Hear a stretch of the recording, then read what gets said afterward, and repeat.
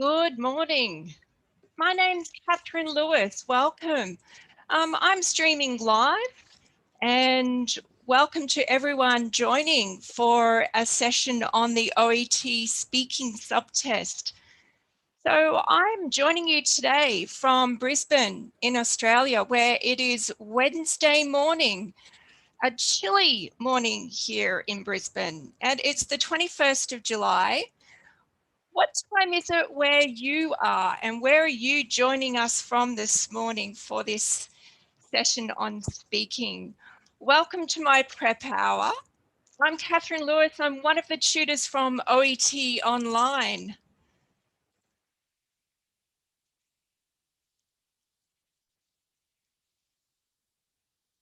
Please feel free to let me know where you are joining from this morning and what time is it where you are. You joining us from this morning for this session on speaking. Welcome to my prep hour. I'm Catherine Lewis. I'm one of the tutors from OET Online. Having a great time preparing for your speaking exam. It's really important that I am able to let me know where you are joining from this morning and what time is it where you are. It's hot in England. Well, I'm having an unusually cold morning here in Brisbane. Welcome to my prep hour. So normally, Catherine Lewis, I'm one of the tutors from around, but a little chilly today with a great time preparing for your speaking exam. Hello to Farron in New Zealand. Important that I am able to let me know where you are joining from this morning and what time is it where you are. You're joining us either live on Facebook, I'm having an unusually or perhaps you're watching on YouTube. Welcome to my prep feel free to follow us on Facebook or YouTube, and you can also visit us on the OET Online website as well. Hello to Farron in New Zealand. Important that so I hope to maybe see some of you further down the track in some lessons that you can also take with OET Online. So myself and all the other tutors on Facebook or YouTube, and you can along your OET journey on the OET Online website as well. Hello to Farron. So I'm hoping that I can give you some confidence with how to perform really well in the OET speaking subtest. See some of you further down the track my same lessons that you can also take with OET Online. So myself and all the other tutors on Facebook or YouTube. See some of you have got your questions about the OET Online and other parts. I'm going to be focusing on multiple voices that I can give you some confidence with how to perform really well in the OET. See some of you further down the track my same lessons that you can also take with OET Online. So myself and all the other tutors on Facebook or YouTube. See some of you have got your I've been able to that reading and other parts. I'm going to be focusing let me try and I can give you some confidence with how to perform really well in the OET. See some of you further down the track my same lessons. Hang in there with me. This is my first. So myself and all the other tutors on Facebook. This is my first prep hour, so I hope I can solve this for you.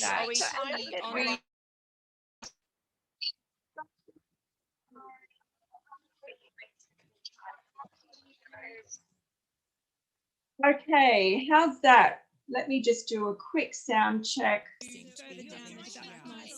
Hang in there with me. This is my first testing. Okay, hopefully that's got it.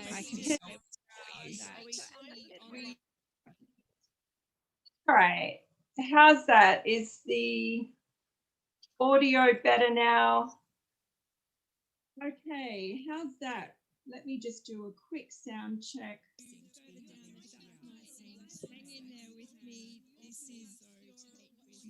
Hopefully I fixed that sound problem. Okay. We're still not working?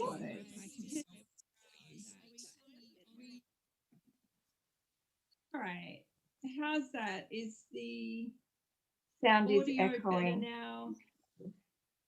Okay, how's that? Let me just do a quick sound check.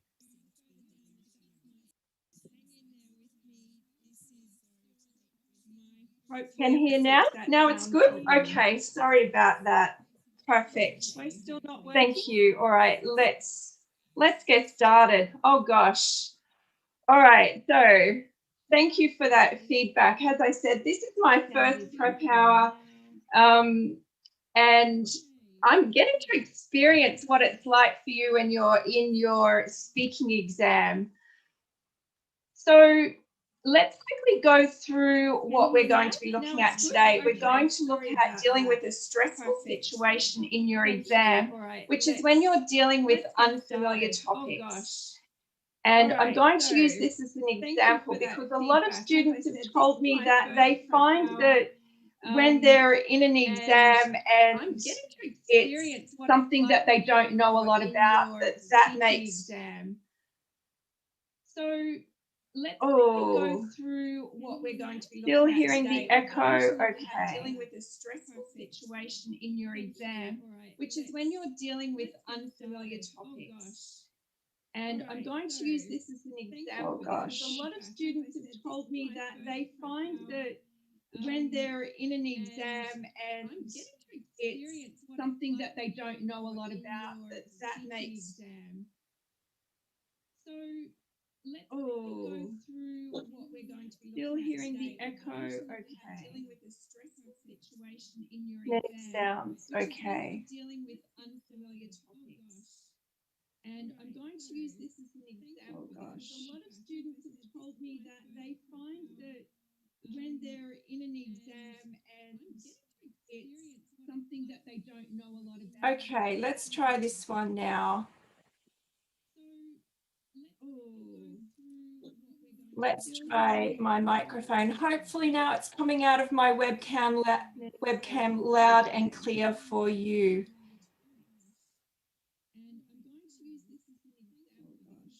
Oh, lost YouTube and Facebook.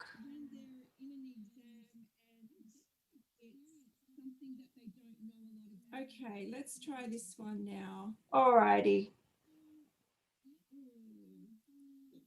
Let's try my microphone. Hopefully now it's coming out of my webcam loud and clear for you.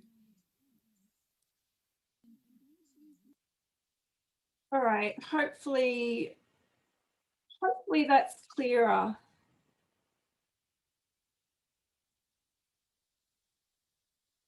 All right, I'm going to see if that works. So, all right, let's get going with what we're going to look at today. We're going to look at some everyday language.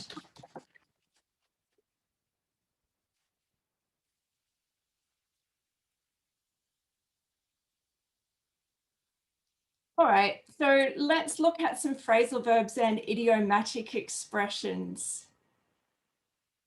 So this, as I said, is my first prep hour. Hopefully you can give me some reassurance. So imagine that you're talking to a patient. How would you reassure your patient? I'm going to reassure you that you are going to do okay in your speaking exam.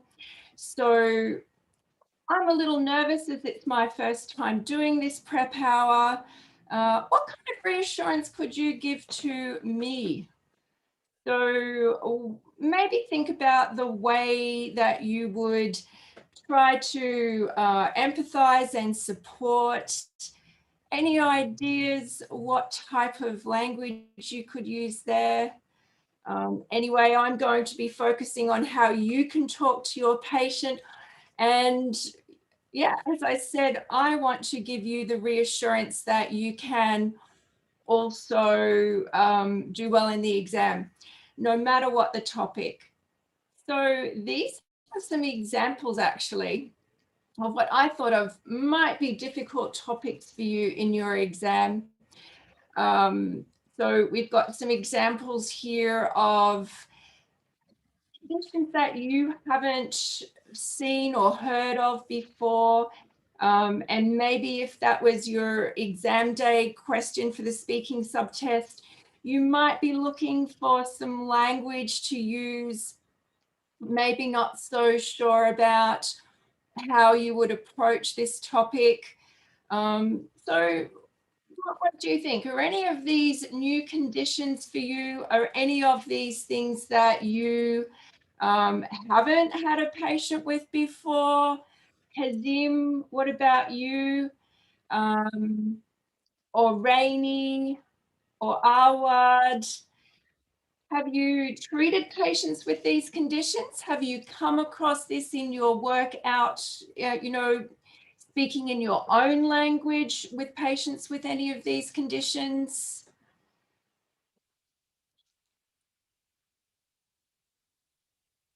Mustafa, Faren, what about your experience? These are things that if it was exam day, maybe a pilonidal sinus or cyst you'd be thinking, oh, I don't really know. I've never had a patient with that condition.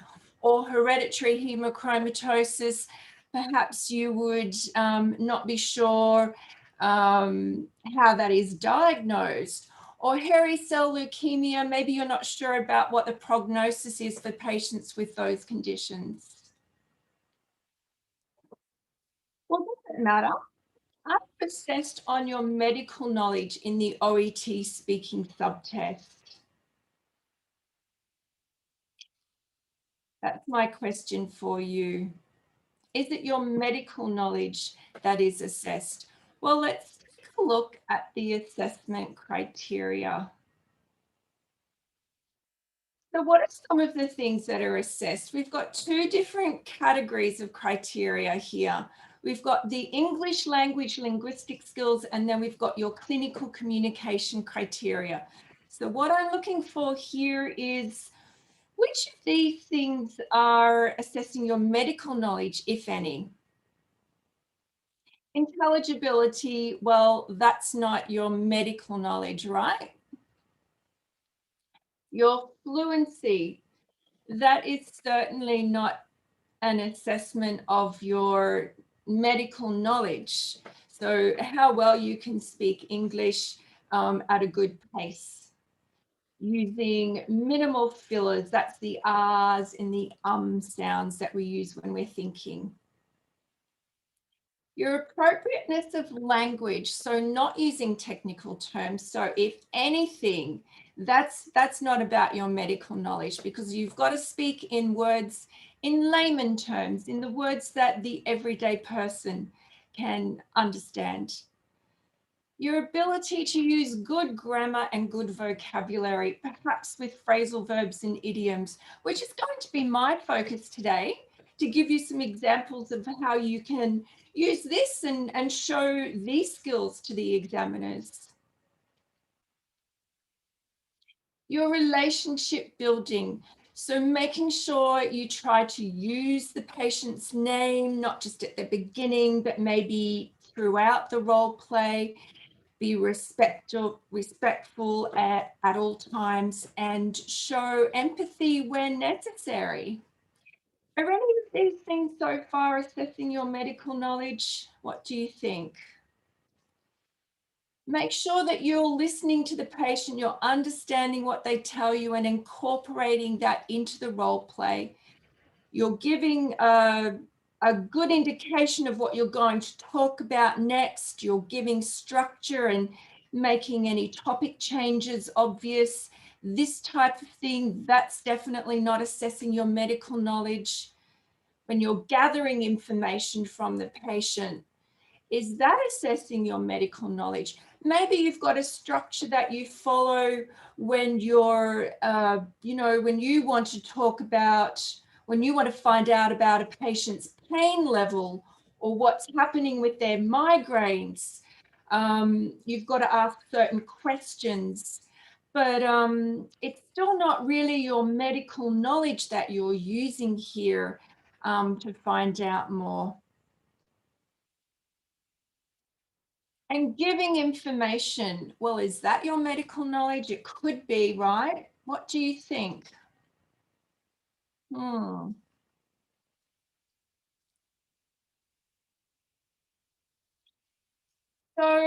I think that information giving is probably the one that most students think, yeah, okay, I've got to know about the pilonidal sinus or the hereditary hemochromatosis to be able to give that information to the patient. But it's really how you use the roll card in front of you on exam day that's assessed, not what knowledge or experience you've got treating these conditions already. So it's going to be about the way that you use those clinical communication skills, the way you communicate with the patient in English that is assessed. So, what's an example of a medical condition that perhaps you don't know a lot about? The Buruli ulcer. What do you know about this? And Mohammed, I know that you're wanting some reading help. We're focusing on speaking today. Perhaps you can take a look at our website for more about the reading part A. But what I want to know right now is, have you heard of Buruli ulcer? Well, it's okay if you don't know, because this is an assessment of your English language skills. And it's, it's important that you are able to have a successful conversation with the patient about it. And if you don't know about it, it's actually okay. You can still perform well with if you've got really good communication skills, if you're speaking well in English, then that's the main thing that you have to do here. So my tips for you are basically this. If exam day and you've got a medical condition that you don't know anything about, you have to imagine that you're the world expert on that condition for the 5 minutes of the role play. So you imagine that you're in your professional clothes, you're at work, and you've maybe got your stethoscope around your neck and a white coat on if that's what you wear at work. And you, for those 5 minutes, are the world expert on Buruli ulcer. This is going to give you the confidence to speak with your patient who has come to you into that exam room for your help.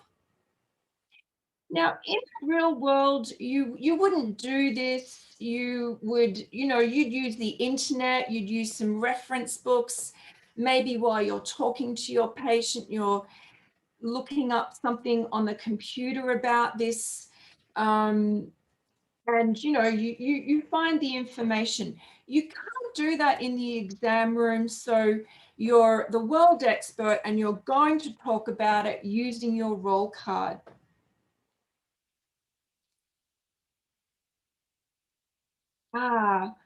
Mozit, thank you for your question.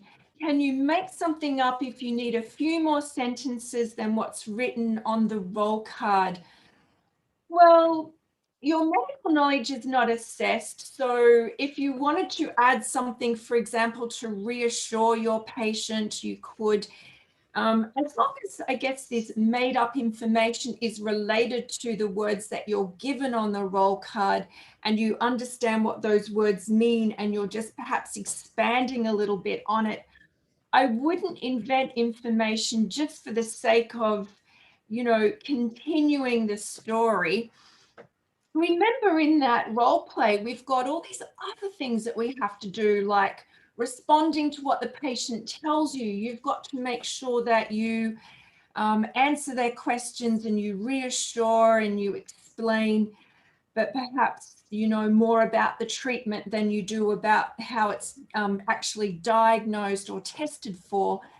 And you've got organizational phrases that you're using. So for example, look, we're talking about how we test for this condition. Now I'd like to move on and talk to you about what treatment we can offer you and how that treatment works. So yes, look, if you don't know for certain about something, you don't have to be 100% accurate with your knowledge here. So there are all these other words that you're going to use in the 5 minutes of your role play, like encouraging the patient to tell you as they think of things. They can interrupt you at any time, and also ask you a lot of questions, let them know that it's okay to do that. This type of language will take up some of the role play as well. Okay, so let's imagine that we're doing this role play now. We've got some preparation time before it starts, before our 5-minute time speaking role play starts. So let's think about how we would begin this role play. If you have any ideas, please let me know. And we're thinking about the type of patient as well. So in this case, we're using information given here. We know that this patient has this lesion or mark on their shin. It's not healing, and they're concerned and anxious about that. So we're going to be able to reassure them all the way through the role play about that, when it says to reassure, but also at other times. If we notice that they're worried, we can reassure them. So let's think about how we might begin this role play. And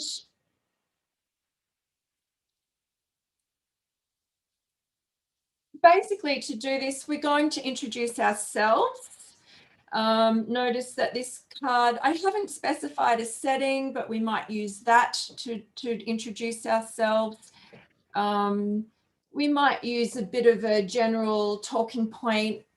We know about this spot or mark or lesion on their skin. Good to start with an open question. The next thing I want you to think about in this 3-minute preparation time is what you can translate.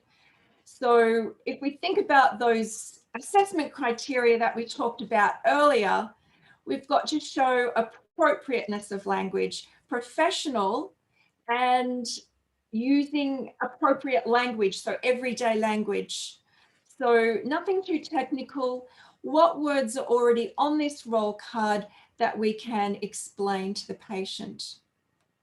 So that's showing your language skills to the assessors as well.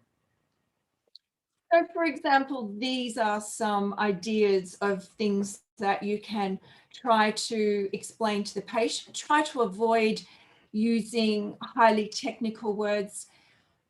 Imagine that your patient has a lower level of education, so they're not fluent in medical English like you are.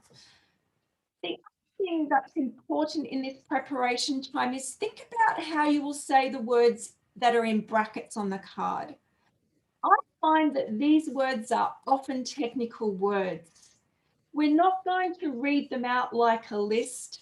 Try to paraphrase, put them into your own words. Important. A lot of students make a mistake here when they see the words in brackets.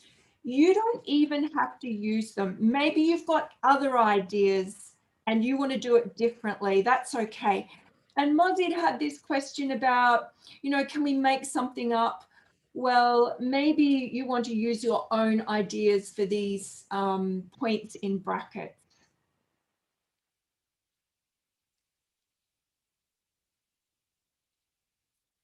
So my overall tip here is you've got a card, a roll card. It's about a condition you know nothing about. If you get really nervous, use the words on the card. If you get stuck, it's better than saying nothing. So that's the basic level of English. Next, be to paraphrase, to move the words around into a different order. But the best thing is, of course, if you can completely use your own words, use synonyms. But on exam day, you know, it's common to get stuck and nervous. I got stuck and nervous at the start today because the sound wasn't working properly. And I straight away focus on what's written to help me get through that patch. So you would do that too. You would work through the tasks in order, hopefully still using phrases that help give good structure to the role play and empathizing where necessary. But if you really can't think of other words to get through it, use the role play to guide you. Use those words until you get the confidence and the ability to put things into your own words. So how do we do that? How do we put things into our own words? It helps if we have a really good and wide and varied vocabulary to draw from. So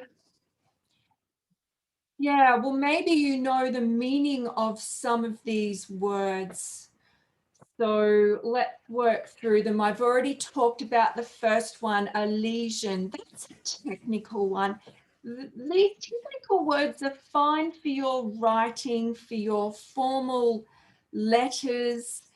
But if you're speaking with a patient, let's try and use some everyday words, because your patient will be more likely to understand what you're saying if you use words like a spot, a mark, a sore. We have many different words that mean the same thing in English. Investigate other possible diagnoses. Again, sounds like you're writing to another healthcare professional with those words. So how could we use more everyday language? Well, words like run some tests to check what's causing it. That would be more appropriate there. I'll give you some time to think through these other things.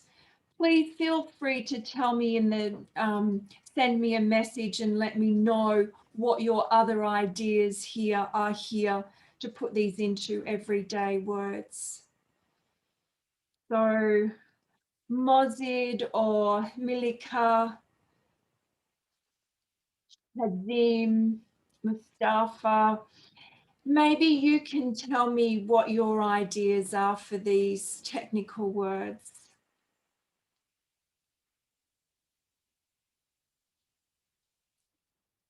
Exclude other possible diagnoses. We're going to use an expression like rule out other medical conditions. Great, thanks Mozid. You got rule out there. So fantastic. Confirm presence of Mycobacterium ulcerans infection. So we can change that, make it sound simpler. Basal cell carcinoma, perhaps we'll just explain that as the most common but least dangerous cancer, or it's a common type of skin cancer. The test has high accuracy. Okay.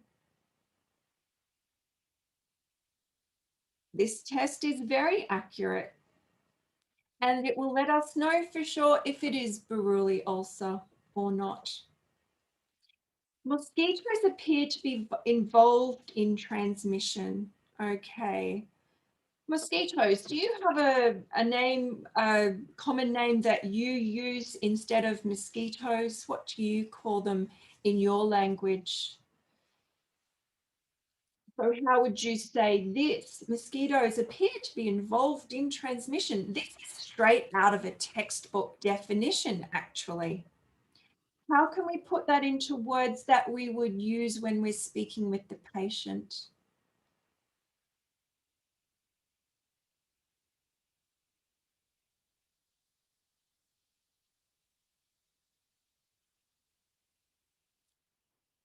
I'll get you to tell me your ideas on those.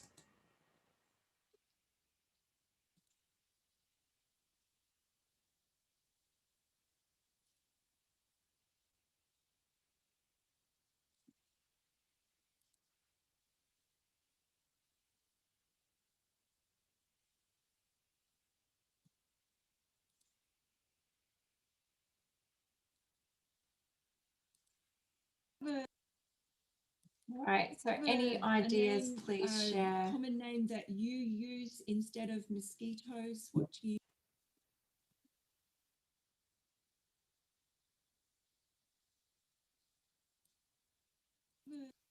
You get it from mosquito bites, mozzie, that's correct. So get is a common word that we can use in these role plays.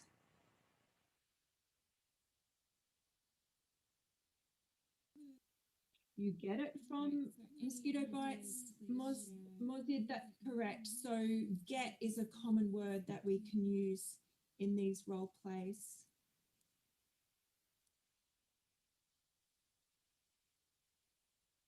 You get it from mosquito bites. Maria, also still a little technical. So remember, we're looking for the way the patient speaks.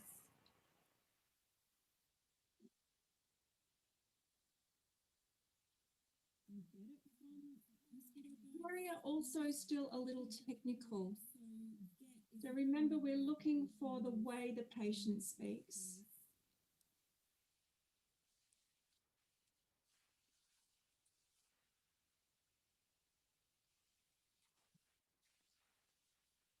Any ideas? All right. So you probably catch it from a mosquito bite or a mozzie bite. So we can use this word mozzies. Has anyone heard of that? A name, common bugs name that you use instead of mosquito. Use this word mozzies. Has anyone heard of that? A name.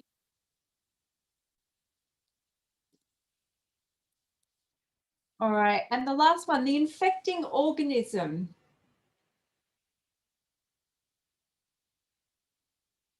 That's a nice explanation. I believe that there are some sort of bugs which have a role in spreading this condition. Nice. So the infecting organism, any ideas what we could say in place of those words?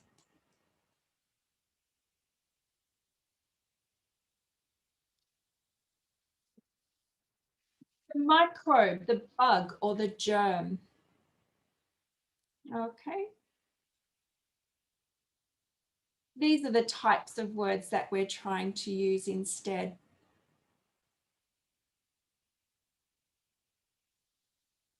Okay, so the next thing we're going to think about is how we're going to start the role play. Maybe you've got a favorite way that you use to introduce yourself. It's always good to say what your role is. I'm the nurse on duty today. I'm one of the nurses working here in this clinic. And use your name. The icebreaker, this idea is what we're going to say when the next thing that we say to the patient. So try to use some of your background information here. I think this is a really nice idea to use the background. So one piece of information you're going to take from the background at the top of your roll card when you start talking to your patient. And then plan your open question. Your icebreaker might be to comment on why they've come. So maybe you can even see the spot on their shin when they walk in the room.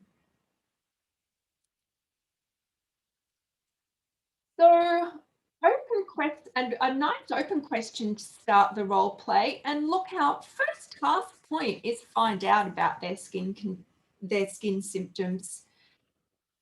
So we want a general, a what question, a who, what, where, when, why, or how question to begin to get the patient talking. You might like to use tell me in your own words, for example. So what kind of open question could you use here?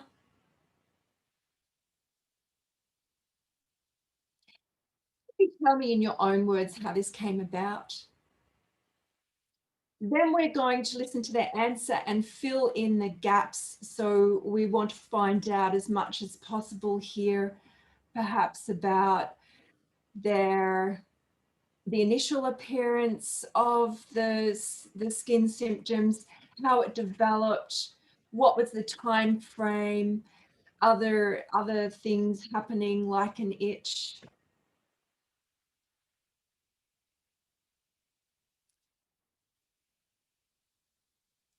So your questions could be based on these words in brackets. Try not to use the exact words in brackets. We're using them as an idea to help us remember.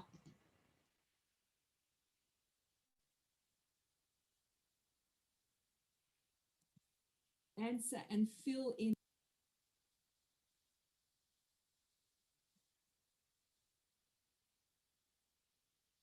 Okay, let's talk about phrasal verbs. Now, phrasal verbs we tend not to use so much in the letter, in the OET subtest writing, if we're writing to colleagues, because the phrasal verbs are less formal usually. So what I'd like to do is work through these formal expressions, and if you can tell me a phrasal verb that could be used to say this phrase on the left-hand side. For example, explain to me the development. Instead, we could say, tell me how it came on, or tell me how it came about. What about the next one? Other possible diagnoses can be investigated. Well, we've already had a look at that one. So rule out could be the way there. Mozzie gave us that answer there. Treatment is more effective. Do you know a phrasal verb that could be used here?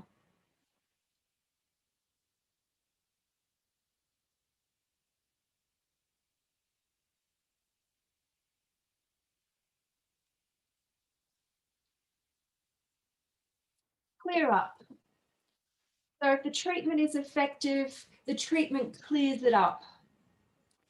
Antibiotics used to treat this infection are very effective.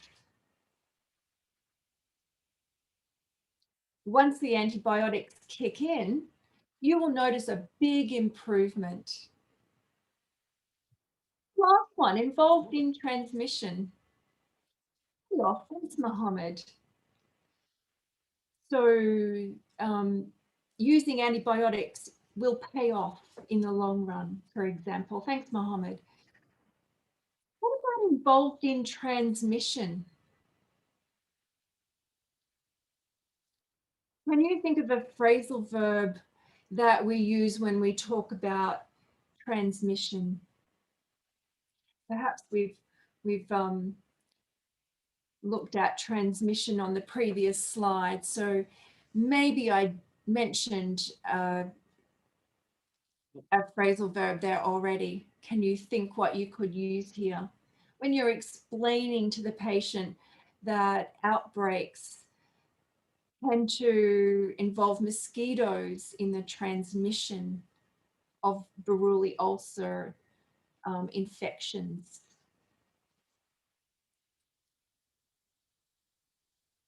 Pass on, so to transmit or pass on. Bread, we could use a leader as well. So that's the nice everyday way to say it. Okay, now to my favorite part, idioms. For those of you who've watched my speaking lectures before, you'll know that I'm a big fan of using idioms. I encourage students every week to use idioms because I believe that this is showing a higher level of your knowledge of using English language. And it's just the way the patient speaks. Now you'll hear about idioms in listening part A. You'll hear the patient using them. You'll probably hear the doctor or the healthcare professional use them as well when they're speaking with the patient. So I think that it's something that's good to try out while you're practicing, and keep on developing this skill. As you keep developing your English language skills. Understanding idioms and using them as well is a really good thing to try out. So I want to encourage everyone to do it. Now, maybe there's an idiom that you like to use. Maybe there's one that you're already trying or you're already using it in your role plays. Could you let me know what idioms have you used or have you heard other people using in these conversations? There are some simple ones and there are some more complex ones. I'm going to give you two today that we'll look at here. One's a simple one and one's a little bit more, I guess, a bit more of a challenge to use. I know some students like using in a nutshell. So in a nutshell, Buruli ulcer is a skin infection. We think that it's transmitted by mosquitoes. So that one's a common one actually with students, with candidates. Is there something that you're trying out? Okay, so antibiotics, very effective. We talked about when the antibiotics kick in, you'll be okay. So that's the phrasal verb. But what about with an idiom? Once the antibiotics kick in, you will be on the mend in no time. Another opportunity for an idiom here. Thanks, Mozid, you got it. So another example, another opportunity. Thanks, Paul. To put things in a nutshell, it's a nice way to give a very brief, simple explanation.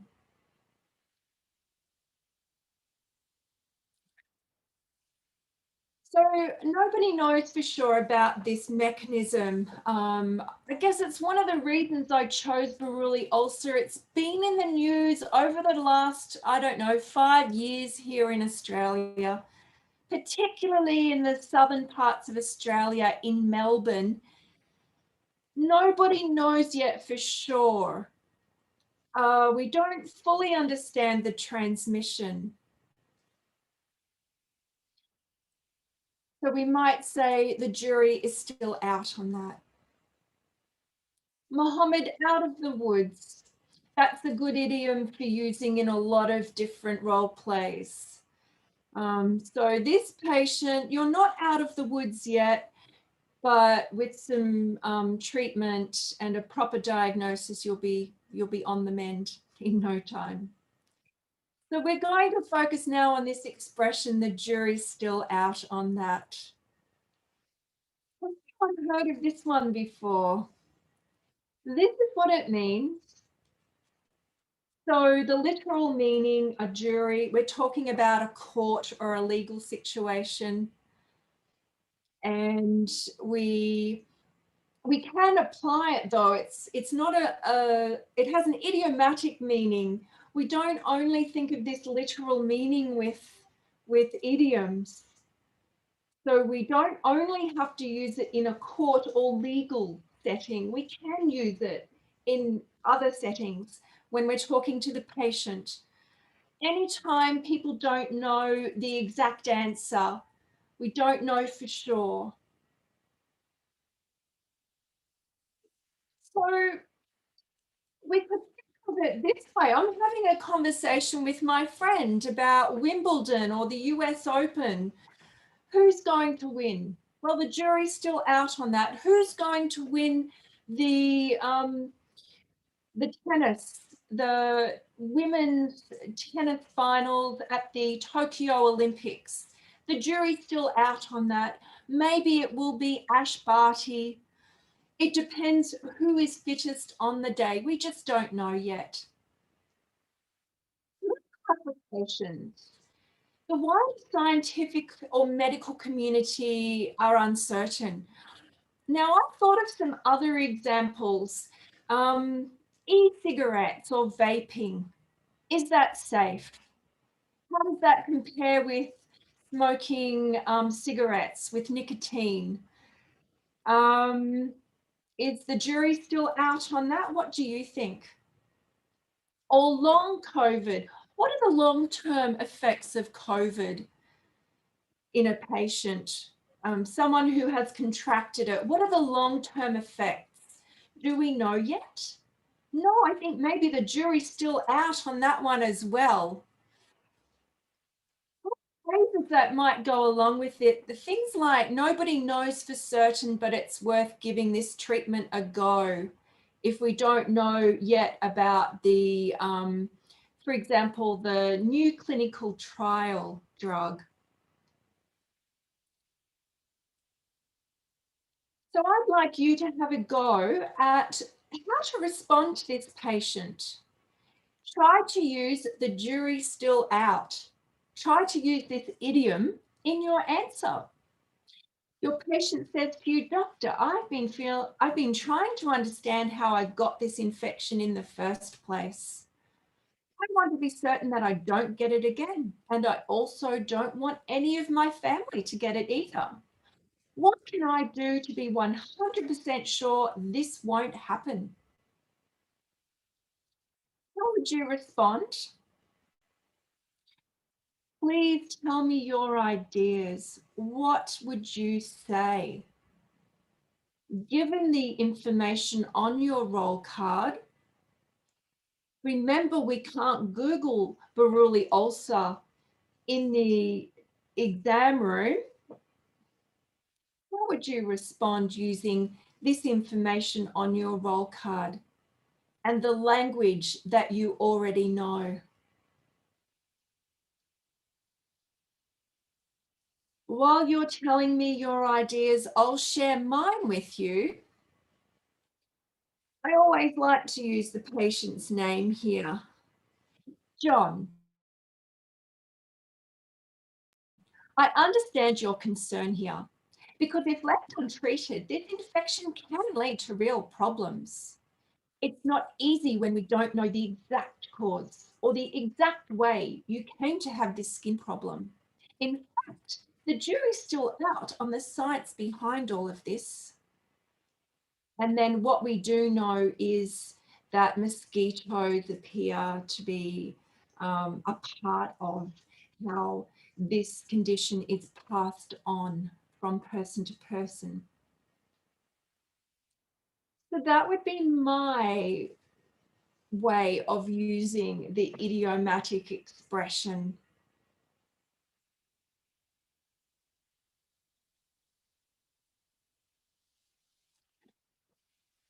So just by way of reassuring you, I don't want you to be worried about getting into the exam room and having a medical condition that you don't know anything about.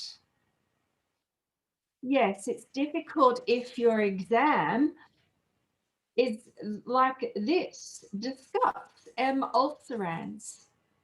But that's more likely the way you're assessed at university, or if it's an assessment of your medical knowledge. Even discuss Buruli ulcer, Mycobacterium ulcerans infection. So that is relying on what you know about the condition already. But in the OET exam, you're given all these other words, all of this other information to help you. Use the role play card to guide you.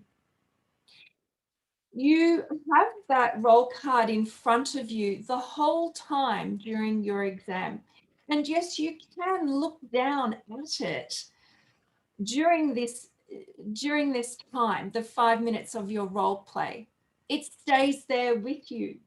It's yours for the time that you're in that exam room. You can make notes on it. You can circle and highlight things on it. So I don't want you to worry about what if I get in the exam room and I'm not confident because I don't know about Buruli ulcer, hereditary hemochromatosis, pilonidal sinus. I've never had patients with these conditions before. It's okay. You can use the information. All those other words on the roll card are there to help you.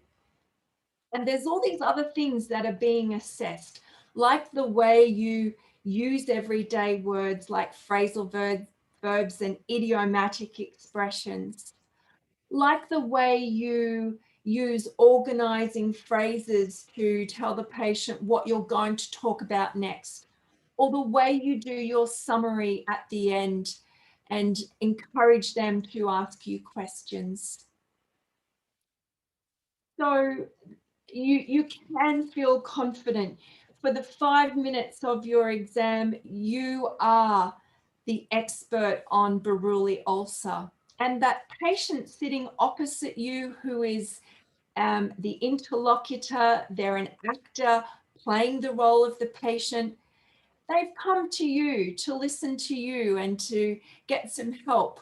So they will believe that you are the world expert on Buruli ulcer. They don't know any different. And they're there to help create a conversation that uses your English language skills and your communication skills. So I'd like you to ask questions now about the speaking. Maybe there's something that you're not really sure about. Maybe you need some more explanation about something from my role play or about idioms or anything else about the speaking exam. And while you're asking questions, I'm just going to let you know, if you're interested in this topic of Buruli ulcer, maybe you want to go and use this idea for other speaking, other OET subtest practice. For example, if you want to practice listening, there's a really great interview on the ABC, that's the Australian Broadcasting Commission. Maybe you need some practice listening to the Aussie accent. You can listen to an interview with patients. So it's a bit like listening part A. And there's also an interview in that same listening with an infectious disease specialist, Professor Paul Johnson. And that's a little bit like perhaps listening part C or listening part B. So you can listen. There is some more information about this medical condition, as I said, and you can read about it also. So this is a great website for practicing these listening and reading skills. Maybe you want to practice your writing skills. Well, you can imagine that you're referring the patient from the listening to the doctor in the listening. You could do that. You could refer John to Professor Paul Johnson.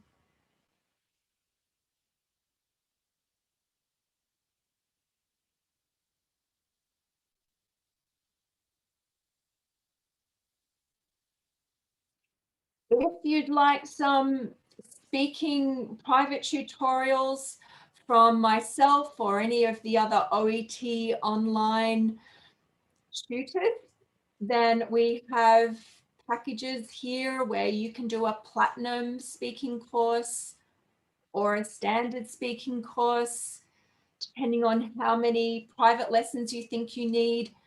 We've got live lectures, 2 different speaking lectures every week. We've got the student forum. You can find a speaking partner there.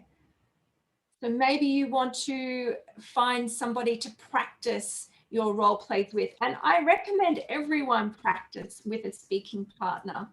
Even better if they understand the assessment criteria and they are also preparing for the exam. We've got some great options there for some extra lessons. We've had some students do well in their exams, so you can see these results. Shows that we can provide you with some assistance to get through.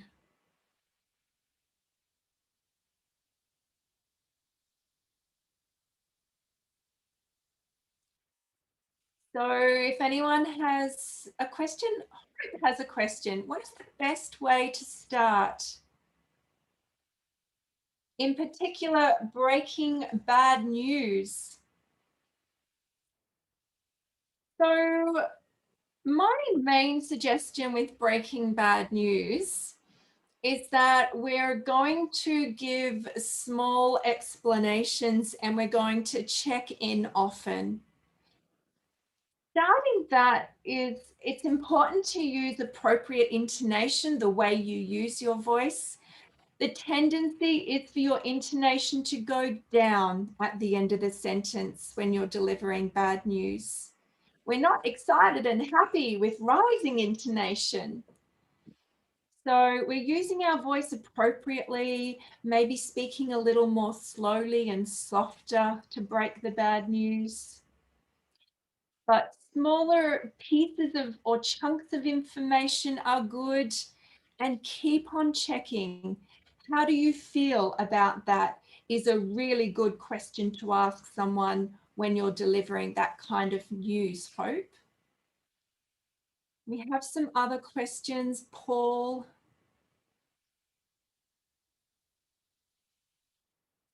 Paul, yes, you're wearing a uniform, but it's always good to say that you're who you are. There's many people walking around in a hospital, and perhaps all the medical staff, the doctors and nurses, are wearing scrubs. So we tend not to wear white coats here in Australia, actually. So it's not obvious for patients who the doctors are and who the nurses are. And Diana?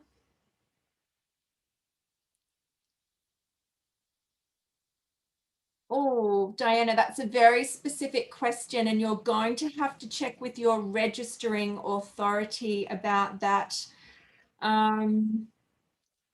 for midwives. So I think it depends on the country where you did your initial qualification and the country where you are hoping to register.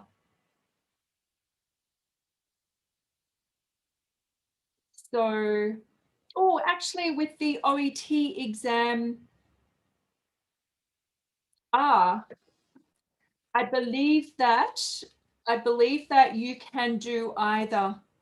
Like I could do the medical exam, for example, whichever you feel you can do the best in for speaking and writing, Diana. But there may also be some registering criteria there too. we're about to finish. Thank you for joining. I apologize for the technical sound difficulties at the start today, but I hope you all gained something from my thoughts and ideas and my encouragement about the OET speaking subtest. All the best with your preparation. And I hope that you all can speak more confidently now about unfamiliar medical conditions. So all the best with your preparation. Thank you. Thank you for joining.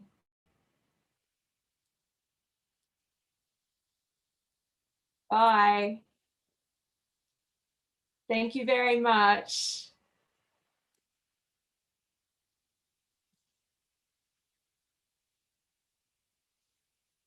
You're all very welcome, and I hope to see you again. All the best with your preparation.